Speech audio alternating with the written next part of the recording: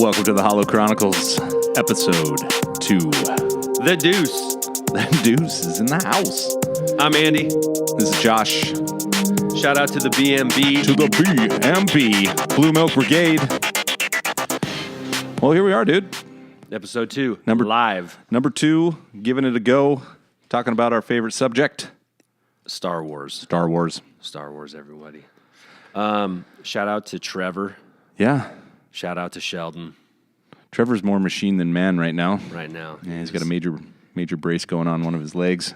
Kicking it on the couch, drawing stormtroopers in the felt. That's legit. That was really cool. Wish we could share with you guys, but that's legit. So on the Twitters, I sent it out to a bunch of the Star Wars podcast now, people. By it, you mean, what did Trevor do? He, with his finger, because he's propped up, because he has knee surgery and he's not super mobile. Right, MCL, ACL stuff. Yeah. He was bored because he's just lounging around. And so Trevor, being the artist that he is, in charge of the artwork for this podcast.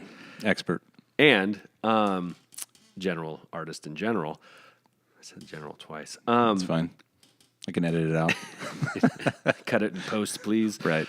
Got that engineer? Okay. But with his finger, you know how like a microfiber couch, if you pet it one way, it looks lighter, and if you pet it the other way, it looks darker? You bet. Well, he drew two things, and they're phenomenal, better than anything I could ever do with a pen and paper or pencil, whatever. But he drew a stormtrooper that looks awesome. Yeah, in a couch cushion. A couch cushion where anyone's butt will destroy it.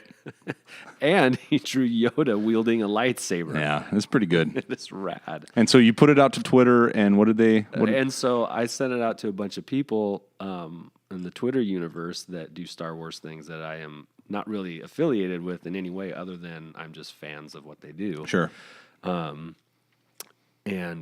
it got a lot of positive responses back from it. Like, dude, that was awesome. I'm like, hey, man, it wasn't me, but thank you. Yeah, it is. I'll pass it along. Yeah. I mean, my knee's feeling better. In the BM. Yeah. I got better. I'm not dead yet. Well, right on. What do we got today? What's on the agenda? Well, first of all, before we get to Star Wars news, I've got something for you, Josh. What do you have? We're a month away from Christmas, and I know that you're not going to open your gift yet, but I do have something for you now. Well, oh, wow. And it's Christmas surprise? Yeah, it's a Christmas surprise on the pod. And you're reaching into your pocket? And I'm reaching into my pocket. Is that a credit card? Oh, no. It's not a credit card. What is it? Oh, my gosh, this is fantastic. So what I'm looking at is a patch, and it has, of course, the iconic Star Wars logo at the top with the little brackets around the words, I backed the Barge. Yes. That's fantastic, which I did. Wow, very cool, man. So it looks like, this is not good pod, but it looks like the Star Wars Return of the Jedi logo. It does, yeah. But instead of Return of the Jedi, it says, I backed the Barge. I backed the Barge. So does anyone know what that means? Of course you know what that means if you're keeping up, but so we got what was it? Almost a year now, right? We're coming up on it. Yeah, it's supposed to, so the February, Barge, the Barge is Kenner's katana project that they were doing for Star Wars. It's a 4-foot-long Jabbas sail barge called the Katana, and you could pre-order it. And it was kind of like a GoFundMe backer bullcrap, which is hilarious. Yeah, we'll see if we get enough people to sign up for this. If we get 5,000 people to join, we'll do it. Now, the funny story about that is that I think I was in the 200 or 300s when I signed up as far as how many people had purchased. It's a pretty penny. It's $500. Yeah. And so when you're looking at it, you're like, oh man, 5,000, and then you guys weren't far. You weren't far behind. I don't know if did Trevor go in on one? No, I don't think he did. Just you, yeah. So you weren't far behind, and then it got up around like the 3,000 level, and kind of stalled for a while. And we're like, hey, the date's coming up. Yeah, it was like a couple weeks to go, and we were still a couple thousand away. And they'd given us all these teasers. I mean, you had like internal fly-throughs and all this stuff, and I mean, you just more and more excited. 3D renderings. You like interviewing the nerdy guy that helped model it, watching all the vids. But man, this is fantastic. I love it. Yeah. I backed the Barge. And so you can I might have backed more than one Barge, but I backed Barges. We backed Barges. We backed Barges. Man, that's going to be a great day in February when the whenever doorbell cam ding dong shows the poor UPS guy hauling boxes to the front porch. Oh God! And I'll be running home. That'll be so much fun. Yeah. And it'll be like Christmas in February. Or push back to March, whatever happens. But the only thing now, did we talk about this as far as the additional prize that's coming with that barge? No, we have not. Which in some circles have been said could be worth as much as the barge. Yeah. At its $500 price tag, which by the way is non-existent because they didn't release this option to Canada or a lot of Europe. I think England or the UK was able to get it, but so there are people paying a pretty penny to get one of these barges. So yeah, I've seen them on eBay already as the people that have pre-ordered a barge selling them on eBay on the pre-order for 3 and 4 times the amount. Jiminy. Which is they don't even have in hand. No. But they're just pre-selling the option to take the one that they're going to get. Yeah. And they probably bought a couple, but Interesting. Yeah. And I was in a Star Wars store where the owner of that store said he was getting offers from guys from Canada. We're in a state that's pretty close to Canada. Guys saying, "Hey, it was $500." They're like, "I'll give you $1,000. Just buy it for me," because they can't technically order it. So I mean, what a crazy deal! it's very cool. It's for real though. It's a 4-foot long toy. Right. So it's serious. Now I know we need to move on, but interestingly enough, because there's the other little original barge from the original Return of the Jedi toy collection. Mm-hmm. What's that one called? Is it called anything special other than mini skiff, or it's just called the skiff or whatever? Yeah. That one I purchased, and you as well before me, but for a better price. But I purchased. Obviously to complement this upcoming barge, and I think I paid more for it than I did for the 4-footer. That's what's crazy. That's what's insane. This 4-foot awesomeness is as much as the little 1985 little skiff. It did come with the box and the directions, though. So fact. So you got that come going on for you, which is nice. All right, Star Wars news. Time for the news. Day. Woo! All right. First thing up is that they have announced the lead to The Mandalorian. It's fantastic. And it's going to be Pedro Pascal, who you might remember as the Viper from Game of Thrones. Pedro Pascal. His head is still intact. His eyeballs are still... He was a classy fella, though, and ooh. Sexy beast. Yeah. Those, wield a those stick. guys from the South or whatever they were. Yeah, the Viper. I can't remember. I haven't watched Game of Thrones in so long that I'm forgetting all my geography. But he's a fantastic actor. Yeah, and I don't think anybody was disappointed in that announcement. No, he's a cool dude. Now, that being said, it's like, well, what the heck is he doing? What role is he playing, Yeah, still don't exactly know that, but we have thoughts on that from episode 1 of the Holochronicles. Listen to episode 1 if you want to hear about our little thoughts. We could be right. Could be totally wrong. More than likely. We'll find out together. That's right. Also heard that Nick Nolte has a role. Which is interesting. Yeah. That's cool. I mean, there does seem to be a need for old, scraggly, crazy old sages. You gotta have the wise man, or the goofy, crazy guy, or the half robotic, guy that with a gravelly voice, and a crazy laugh. That's good for trailers. Whispering stuff. Yeah. And then something that I know you were excited about is the Cassian Andor series that they are going to make, kind of another standalone little series. Yeah, and they're using the original actor. Yeah, Diego Luna. From Rogue One. Diego Luna, I got to do and if you haven't done this, buy the ticket, just go to Anaheim or wherever you're close to and go to the Void Experience is what it's called. I'm sure you can look it up. And that is a virtual reality Star Wars experience. I'll tell you what, the first time I did it, it was mind-blowing, absolutely mind-blowing. But the point being is that that actor is featured in it, and he plays a great role, and he kind of sets you on your mission and on a video screen while you're inside of a spaceship flying towards this lava planet. It's so good. It's so good. Quick question. Yeah. Was there any sort of unbalancing effect with the VR? 100%.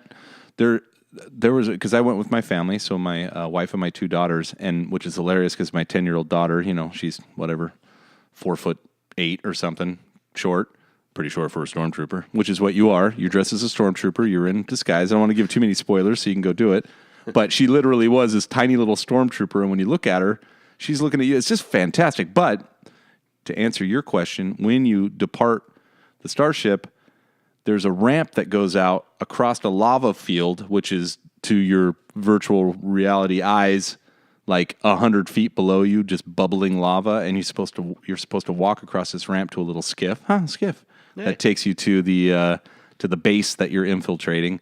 And we were shuffling across that, which is hilarious. Well, I would have loved to have been in the room without the VR goggles just to watch you guys. Well, there's a handler that follows you around. I had a gentle push on the back a couple times as I was in a heavy firefight backing into cover, and they're like, no, keep going, idiot. This is fake. Yes, so, yeah. Push forward, move forward. Yeah, so like Normandy and then WWII. Yeah, we were shuffling across a fake ramp on a completely solid piece of ground somewhere in a building in downtown Hollywood Disney or Disney, whatever they call it. Yeah, that sounds downtown Disney, like a lot of fun. Yep. One thing that I was really psyched out about is John Williams. They released a John Williams song to the upcoming episode 9 called Galaxy's Edge. And you can listen to it online. You can watch. Disney's got it on their site. Yeah, and it kind of gives you a glimpse at the Star Wars world that they're creating. Oh my goodness, looks immense. Which is hilarious because I was actually in Disneyland earlier this year in March or whenever, and the only ride that you can get a decent glimpse is 2. There's 1.5. The half being if you get on the train that goes around Disney. Which is lame. They improved a couple things, but it's still lame. And it's a good way to rest and go just around the park. But there's a one glimpse that you can get through the trees while everyone's looking forward. I'm looking over my shoulder, knowing what's over there. Yeah, I'm like, and get a glimpse of a couple buildings, and then Thunder Mountain. Mm-hmm.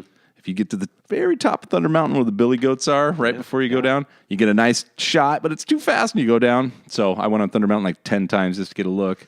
But pull your phone out and yeah, I did. Yeah, send it to you maybe. Yeah, it happened. But the fly through they do for the release of this song is the best I've seen. You just got me pumped up because you told me about it before we started here, and so we went and watched it, and I was like, "Ooh, I'm going to watch it 20 more times." The video is cool because you're catching a glimpse at something that is not well known yet, right? Or complete, or complete, yeah. And behind it, you have it set to a John Williams song from the new movie that's only he can out. do that, and it's great. If you like John Williams and the scores that he's put together, this sounds very much like John Williams, and it sounds unlike Star Wars music from what he's done in the past. This is original, and so you might. I'm sure that some of the songs, when they do the full soundtrack, they will have callbacks to. They'll undertone like a familiar part of a song. They'll call back to it and maybe glimpses, especially like, I figure when somebody is using the Force, like Rey's using the Force, there'll be a call back to Empire Strikes Back, dun, dun, dun, Sure. Dun, dun. Famous. And so, they would be right to do so too. But like one of the best things about episode 1 was Duel of the Fates.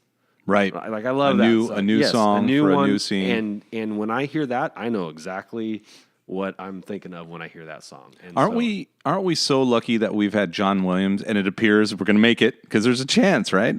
Poor Carrie Fisher, we didn't make it, but that we have John Williams for at least the 9 movies until obviously there's plenty more in the works. But just to kind of maybe hopefully wrap it up, we had John Williams through all of those, and I think that's pretty lucky for 40 years or whatever.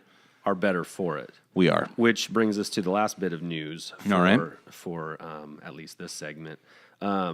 We were not fortunate enough to make it through the Avengers series with Stanley. Yeah. Stanley passed away at a ripe old age. But the guy, in the entertainment world, I can't think of a guy who's had a bigger impact. In the world of wonder, which comes from movies like Star Wars and comic book collections like the X-Men and the Avengers and all that. He really was a part of my life as a child, making me use my imagination and completely love and respect the impossible and the wondrous and the galaxy type, far, far away type of mentality, which obviously he did in his own universe. Yeah, So, and his fingers have a long reach.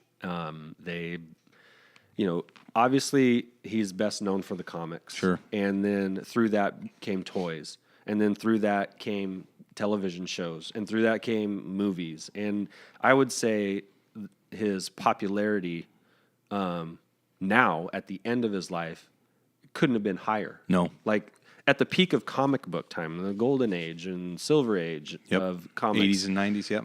80s, really. Before that. Well, 80s and 70s and 80s, I guess I should say. But I remember they were dying out in the 90s but they had a resurgence for sure. Yeah, and I don't think his stuff is it is more popular now than it ever has been, and he's reaching audiences now generationally, which just Spider-Man, man. I mean, yeah, and you go through all of the characters that he had a hand in creating and their stories, and Black Panther and Iron Man, and just like all the big names, like those are Stan Lee's creation. And what I think he'll be best remembered for is that it doesn't matter what kind of a kid or person that you are or were, there was a character for you. Right. There was somebody that everybody could gravitate to. There was something for any viewer of his comics. Well, and there's also a sense of, for Star Wars, a sense of hope always. There's challenge. Towards the later, they did a great job where superheroes were imperfect, and I think he had a hand in that. While obviously there was plenty of superheroes that were just super, right? Super. But and then a great sense of humor. I mean, the fact that he made it into every movie up until his death, yes, is just lends to the obviously somebody at some point had the first time he was in a movie, they had to be come on, and now it was like, where's Stan? You're just waiting for him, and of course he's playing the the conductor or the movie guy or whatever. He became it. I mean, I don't think I was ever afraid of, that's corny. Like, hey, it had to be. You needed it to be. Absolutely. And in a funny way, Stan became an Easter egg. Yeah. His own Easter egg, yeah, yes. You knew he was coming at some point, but you were curious to see how they were going to inject him into the next movie. Well, we'll miss you, Stan Lee, and thank you for your contribution to my imagination and millions of others. Excelsior. Well, okay, that kind of actually brings us to a good segue here, because I think one of the things we're going to try and do with this podcast is have just a brief little Easter egg discussion in each one. For those that follow the Star Wars movies, they do little nods to other things throughout the Star Wars universe, and sometimes in other universes also, because of their popularity or influence on the actors therein, on the actors or the directors at different times in their lives. So what I want to throw out here for our very first Easter egg discussion here is that I don't know. It's my Easter egg noise. So okay, did you want a porg? There it is. Thank you. Okay, yeah, there you go. Easter egg. I guess close enough. Easter egg discussion sound bite. There you okay. go. We're still working on this. Yeah, we're.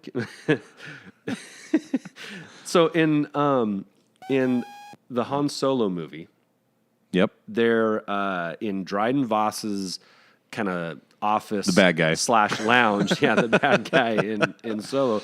There was a lot of interesting things that he had on display. Another collector. Yes, another collector by heart. And, can't feel too badly at losing him. But spoiler. But there was a large glass skull, right, on atop one of the tables on his ship, and there were many people that were like, a big glass skull. What the heck is that there for? Is that and pretty prominently in a major scene? So it was definitely a prop to be seen. It was there intentionally. It wasn't just we'll keep this as part of the background or the decor. It was there for a reason, and many people hold that to be attributed to Indiana Jones and the Kingdom of the Crystal Skull, the most popular Indiana Jones ever made, the best one of the four. No, I don't necessarily think that was the reason. I hope not.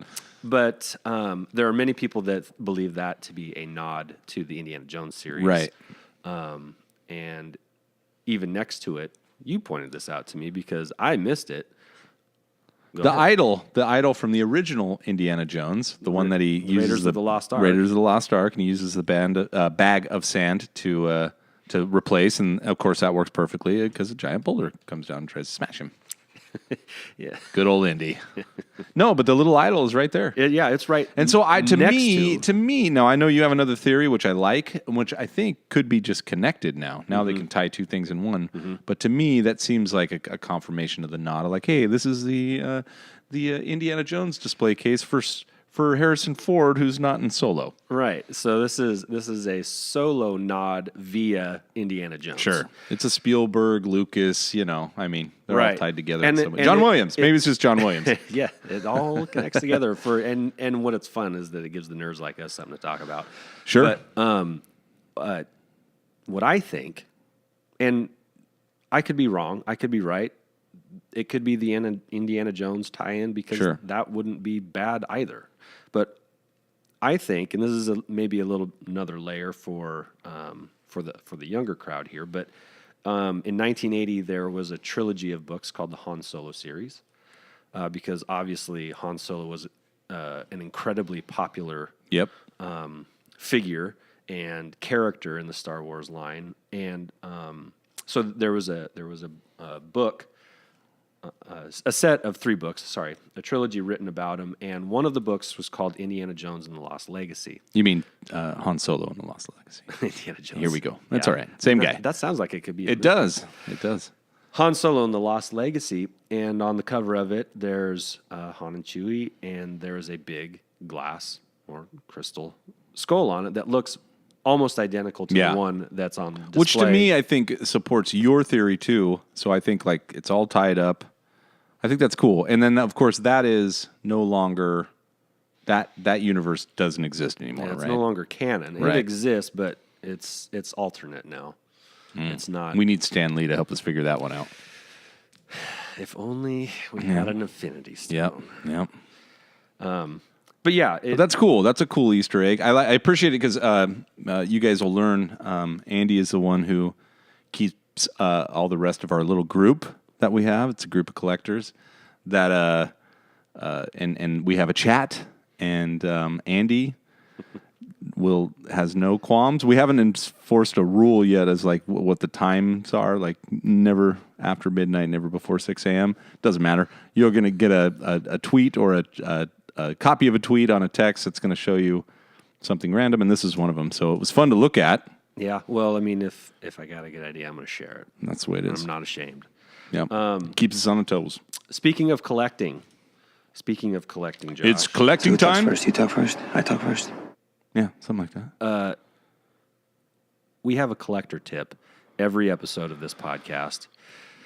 For the first podcast, what was the collector tip? Tip was to keep your, stay focused. Pick a line that you're going to go down and stick with it to the end. Distractions can take away not only from your enjoyment of finishing a collection, but also your funds.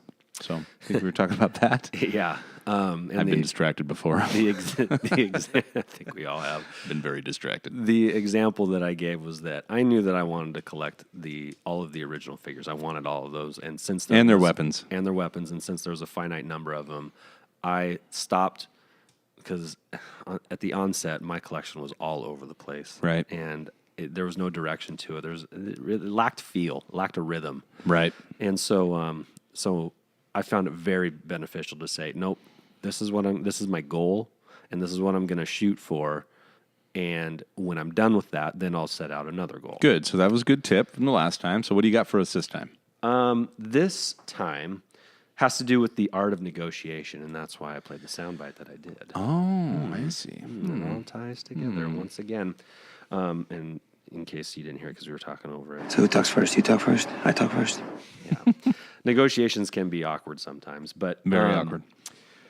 The art of negotiation, and this is something that I learned watching American Pickers. Wow. Yes. Wow. Frank. And the other guy. Mike. Okay. Frank and Mike. But this was one of Frank's things. He was known as the bundler. Okay. For those of you that have seen American Pickers, you know what I'm talking about. When you are in a negotiation for something that you're interested in purchasing in or something that you're interested in selling in, but I'm more on the buyer end since we are, Right. This is a collector thing. Right. And we can get into trade tips later, right? Yeah. But what you are willing to spend kind of depends on what you are going to do with what you're trying to buy. Now, if you're trying to buy it to resell it, you're not going to spend as much. Right. Because you want to flip it for a profit. But if you're buying for your own self or for a gift or, if you're buying for your collection, there are times when you are willing to spend a little bit more. Okay. And sometimes, getting back to the bundling idea, sometimes you can get better deals the more you buy. It's kind of like the Costco idea, but for Star Wars collectors. And this is true if you're collecting the new stuff, the medium stuff, or the old original stuff.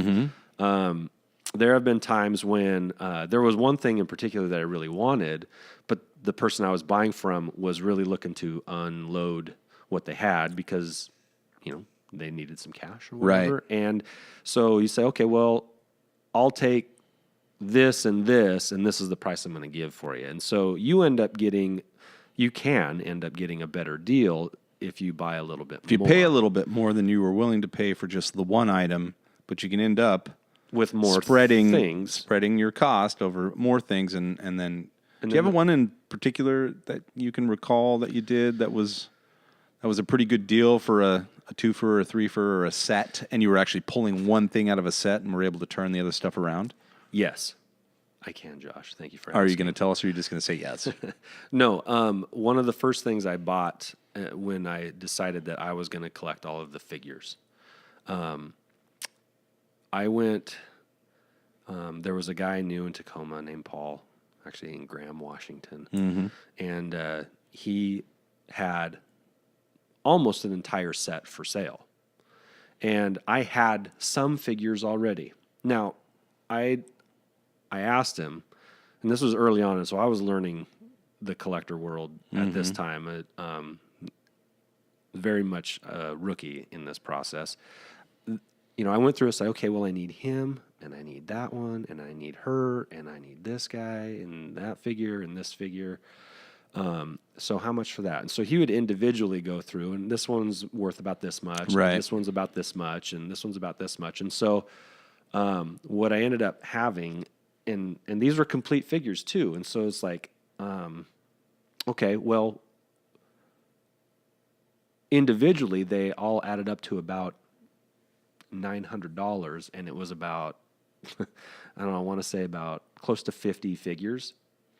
But for I think, for $1,800, which was double what I needed. Right. I could get almost the entire set, which was the entire set. All but two of them had their accessories. Plus, I had half of the last 17 figures. Oh, wow. And so I said, well, how much for all of them? And he's like, he said 2,000. I said, well, could you do 18? And, we negotiated a little bit. And then I ended up getting nearly the entire set in one swoop. Granted, I spent more. Right. But it was within what I had an idea of what I could spend. So it wasn't just like I was hitting the ATM for the third time, at the late night at the casino kind of action. It happens. I mean, you got to do what you got to do. No casino scenes, right? Stop. No casino scenes. Period. Oh, Josh. Yeah. You please me. But yeah, so it's kind of an extreme case, but what I ended up doing, I ended up getting a great deal on nearly an entire set. And so what I did, I got back home with all of these figures, and I kept which one of the two, because again, I had some already. I kept the better one of the two, and then I sold all of mine, basically, or the ones that I didn't want to keep as a lot. And so I ended up making about $600 of that back. So, I mean, ultimately, I spent about $300 more than I needed to spend, but I nearly completed what was about a half of an original set. Wow. And so, again, you kind of might have to be willing to fork out some money and then, recoup it on the way back. But I found it to be a great way to get what you want. And then maybe if you get more than what you want, you can sell it on the back end and end up making. Or even just breaking even is kind of fun too. Or breaking even, given that you paid X amount for the one that you wanted, and then the rest kind of wash themselves out, which is, I think, we did a lot. We kind of made a deal with our own collectors of like, extra guys go for this price. Yeah. And so you go and you'd spend $50 or $60 on something. You get 8 guys or 10 guys, and you're like, all right, well, these guys are $5 without weapons, or without accessories. These guys are $5. You get $20 back. You help another buddy get his collection rolling, which is what we did, and you definitely helped me do. And yeah, you like your 60 turns into 40, or your 40 turns into 20, and it's not so bad. Yeah, yeah. And that's another tip we should probably throw out there: is be careful of people that think their collections are worth more than they are, because you can see some pretty crazy prices because somebody got up in the attic and they're like, "Oh my gosh, this is original Star Wars." I'm like, "Well, they made millions of these, so they're still out there, with the exception of a few." Do you have time for a quick story? Okay, yeah, we got. All right, can you do it in 2 minutes or less? I can do it in 2 minutes or less. All right, let's do it. Offer up. This lady had 30 figures for sale. She said they were her son's. She wanted $100 for 30 figures, some of which had their accessories. I messaged her. I said, "Hey, love what you have for sale here. I think they might be a little bit more than $100." You gave the whole help you out scenario. Wow. Yeah, I was going to be the good guy, so I would endear myself to her, which is also a good thing to do. That's like a bundling tip. Yeah, Bundle in your heart. and so I said, "Hey, I'd go a little bit higher for that because I think what you got there is worth more than $100." And she said, "Oh, okay, thank you. I'll get back to you." Well, she came back to me for those same 30 things, and the price tag changed from $100 to $1,900. Oh, something happened. Yeah, and so did she just add a zero? Should it have been 190? No, it was intentional, and that's the crazy thing. I said, and more or less, I said, "Lady, you're nuts." And I'm not going to be nice anymore. And I said, I would appreciate it if you would sell it to me for the original, because I didn't have to tell you that. Yes, what you have is worth more than what you were offering for it, and I would have paid for it, but that is not a fair price. And so, if you want to come down on that at all, feel free. But did not. She didn't. She didn't. Man, I have found a great deal for around 19. No, I'm just kidding. Oh, you're the guy that picked that up. Well, cool. That's a good tip. We are, if you didn't know, we're just a collector group. So, of course, we've said it like 17 times, but we love to collect. That's our number one priority. But man, we love Star Wars. So what's next? Move along. Okay, thank you. Move along. Got it. I have a student. I'm a teacher. I teach middle school math, and I had a student today come in for reading, and he had a book in his hand, Shadows of the Empire. Nice. My favorite Star Wars book. And from now on, this kid is going to get a good grade. Wow. That's an instant A. Yeah. Well, B+. Insider tip. If you're getting Mr. Lemire's class, you bring a Star Wars book, or you're going to endear We'll always wear your Star Wars shirt to the tests. Exactly. The Force will be with you. All right. One thing that I thought might be kind of funny for us to do is go through. Now, the Star Wars universe is set a long time ago in a galaxy far, far away. Yes, very far away. But the technology is beyond ours. And right. Sometimes it is even prophesying a little bit of the technology that we have. But I thought it would be kind of fun to do our favorite incongruity of the Star Wars universe. And what do you think I mean by incongruity, Josh? I guess the definition would mean something that doesn't match up quite, or you've got a timeline issue, or something along those lines. Yes. Okay. Yes. Now there are some very obvious ones that get talked about a lot, like the Luke and Leia relationship thing. That was interesting, to say the least. Some people would call that incongruent. Some wouldn't. But depends on what state you're in. Fair. But I wanted to. I wrote this down because I wanted to say it right. So, despite the major technological advances in the Star Wars universe, there seems to be an unusual lack of safety precautions in their structures that they build. I.e., railing. Yeah. They don't care about railings. Yeah, so there's no OSHA. Nope. There's no L&I. Nope. If you're just put a platform out, walk across it. Yeah, I mean seriously. And if there is a railing, it is the wimpiest little metallic rail. You could not build a deck in those standards. Usually about thigh high, and a trooper can just trip right over it. Yeah, catch you mid-thigh and whoops-a-daisy. So how many people can you think of off the top of your head that have fallen to their demise in the Star Wars universe because there wasn't a railing? Do you want me to give you a number? Yeah, well, no, just off the top of your head. I don't know. I guess in the movies that we've seen. Oh, just just in movies. In the movies. Gosh, it's got to be like in the teens, 20 maybe. I don't know. Any like major characters that you can think of? Like, yes. Well, there are people that like stormtroopers falling out. The Wilhelm scream. There happened to be a railing though when like 3PO went off the skiff because R2 pushed him. But there was a railing. He just happened to be in the gap between the railings, right? Yes. There's definitely like didn't Obi-Wan go backwards off one in the prequels? He kind of fell backward, but they always land on their feet. Yeah, that whole Naboo in that building thing. Yeah. They were jumping from platform to platform. Yeah, they're just falling off stuff and getting kicked off of them, and there is nothing there to help. Well, yeah. Okay, so here's a short list of major characters. Oh, here. okay. Wow. All right. Well, the biggest one, again, if you want to talk wimpy railing, Okay. when Luke and Vader cross sabers and Vader eventually throws the Emperor over a railing that does not come up to his waist. It doesn't. No. It wasn't there to stop an imperial emperor from No, there was falling. nothing to grab onto, and like you said, it was about His knee hands high. also were a little busy shooting lightning, so maybe he could have grabbed on. Fair. Luke in Empire Strikes Back. Now, he self-inflicts himself on He this one. does. He bails off of this, but where he was at and how he got out there, that little ledge, Sure. very dangerous. It does, for the depth of some of these pits that they're over, the railing does seem insufficient. Like I was just at the top of the Space Needle, There's no chance you're accidentally falling off of that thing. giant railings.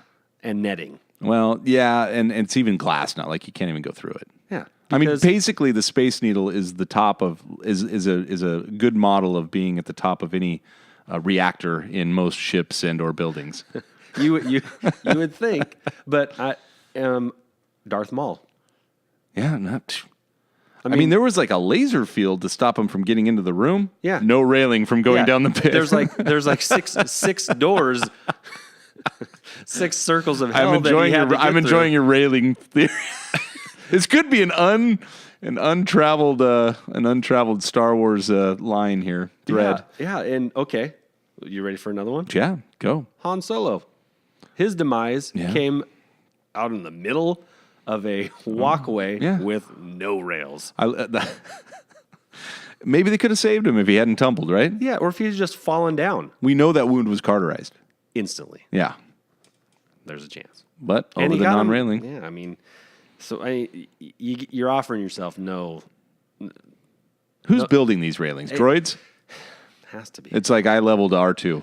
Now, either the litigation system in that universe is so poor that it's not worth to sue people. Sure. Because, I mean, you're going to sue the Empire. Like, No. you gonna sue Good luck. You're going to sue the First Order. Good luck. Yeah. That'll get you Right. lightsaber right up the keister. So, Wow. was that visual enough? But either that or that they just think that natural selection will play itself out, and if you're There's a lot of foolish systems. enough, There's a lot of systems. if you're foolish enough to toe that edge, then maybe it's Well, now maybe hold on, because I can support another theory here. Because Luke got scooped out into a little chute in Empire, so maybe they're like, we don't need railings because we got these little escape hatches we'll pump you out of. we've got these air vents that you could get Now what they do sucked into. have is antenna to catch onto when you fall out the bottom of Bespin's Cloud City. There are antenna. Yeah, thank God for those. Yeah, I guess you're right. I don't know. I like your railing theory though. It's terrible. OSHA. Yeah. I mean, maybe that's why the rebels are so pissed. Like, more railings. people keep falling to their death. Our pets' heads Hell are no, falling we off. won't fall. Hell no. Yeah, there it is. Well, there you go. I like the railing theory. Okay. All right. It's a good reason to rise up. We are getting close to the end of our podcast here, and We are. We always like to finish up with our final thought of the day. And Josh, I'm gonna roll this one out to you. This is not an incongruity, Okay. but it is something that I have thought a lot about. Okay. With the remakes the one-offs, the Solo, the Rogue One, the ideas that we could get an independent film telling its own story here. And in the movie Solo, Kira mentions that she trained in the fighting style of Teras Kasi. Teras Kasi. Yes. That is, coincidentally, or maybe not coincidentally, it's what Snoke's Red Praetorian Guards fight. That's their style of fighting. That awesome scene with Rey and Kylo teaming up together. Well, all the guys in red, they were fighting in that style, allegedly. right. In older Star Wars canon, which is now not canon, there was another woman who rose up through the ranks, Right. From alleys all the way up to what she ended up becoming the Emperor's assassin, Okay.